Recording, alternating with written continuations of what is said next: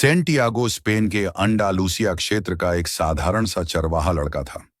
उसके पास ना कोई बड़ा घर था, ना धन दौलत, बस कुछ भेड़ें थीं जो उसकी रोजी रोटी थीं। वह हर दिन अपनी भेड़ों के साथ पहाड़ों, मैदानों और पुराने खंडहरों के बीच घूमता रहता।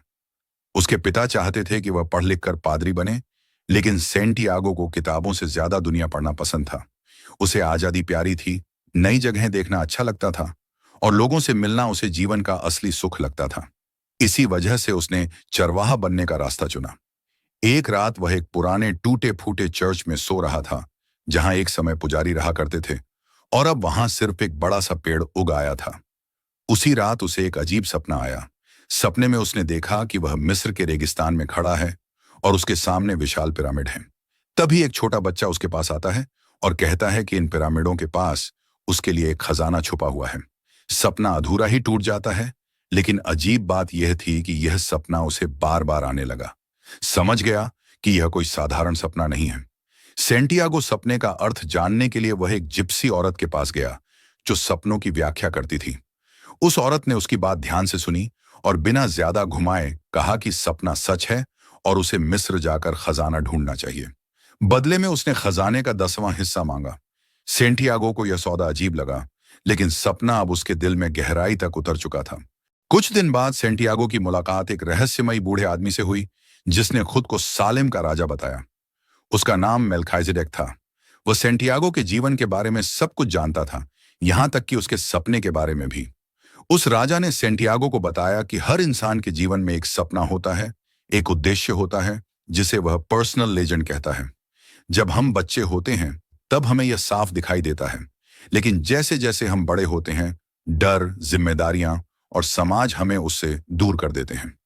राजा ने यह भी कहा कि जब कोई इंसान अपने सच्चे सपने को पूरा करने का फैसला करता है, तो पूरी दुनिया उसकी मदद करने लगती है। उसने सेंटियागो को 2 पत्थर दिए, यूरिम और थुमिम, जो उसे संकेतों को समझने में मदद करेंगे। सेंटियागो ने आखिरकार तय कर लिया कि वह अपने सपने का पीछा करेगा। उसने अपनी भेड़ें बेच दी और अफ्रीका जाने के लिए निकल पड़ा। लेकिन जैसे ही वह टेंजियर शहर पहुंचा, उसके साथ धोखा हुआ। एक आदमी जो उसकी मदद करने का नाटक कर रहा था, उसका सारा पैसा लेकर भाग गया। सेंटियागो पहली बार पूरी तरह टूट गया। वह विदेशी जमीन पर था, बिना पैसे और बिना किसी सहारे के। उस पल उसे लगा कि सपना देखना ही उसकी सबसे बड़ी गलती थी। लेकिन धीरे धीरे उसने खुद को संभाला और एक क्रिस्टल की दुकान पर काम करने लगा। वह दुकानदार बहुत उदास और थका हुआ आदमी था, जिसने अपने सपनों को बहुत पहले छोड़ दिया था। सेंटियागो ने दुकान में नए विचार दिए, जैसे चाय को क्रिस्टल के गिलासों में परोसना, दुकान की सजावट बदलना। धीरे धीरे दुकान चलने लगी और पैसे आने लगे। सेंटियागो चाहे तो यहीं रुक सकता था, आराम से जीवन जी सकता था, लेकिन उसके दिल में मिस्र के पिरामिड अब भी उसे बुला रहे थे।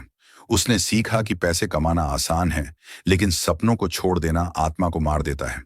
उसने फिर से यात्रा शुरू की और एक कैरावैन के साथ रेगिस्तान पार करने लगा।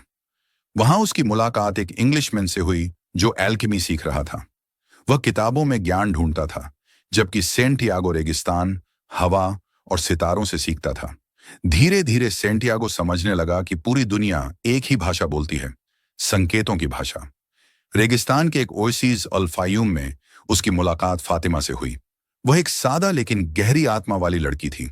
सेंटियागो उससे प्यार करने लगा और पहली बार उसे लगा कि शायद अब उसका सपना यही है।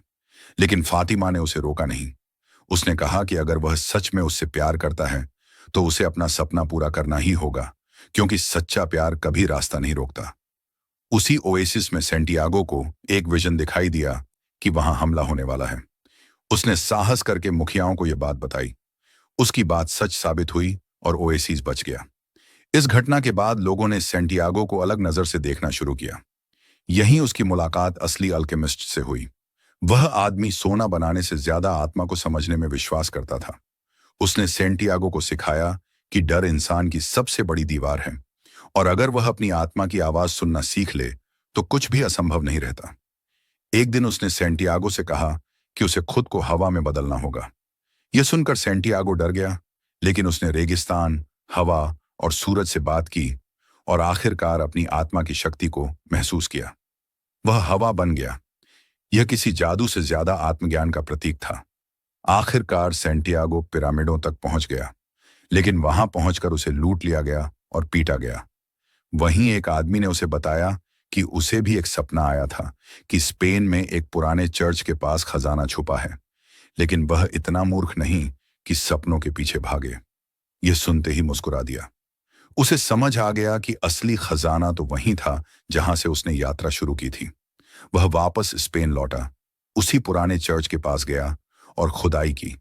वहां उसे सोना और कीमती चीजें मिली, लेकिन उससे भी बड़ा खजाना था वह इंसान जो वह इस यात्रा में बन चुका था। उसने समझ लिया कि सपनों का मतलब सिर्फ मंजिल नहीं होता, बल्कि वह इंसान बनना होता है जो उस रास्ते पर चलकर पैदा होता है।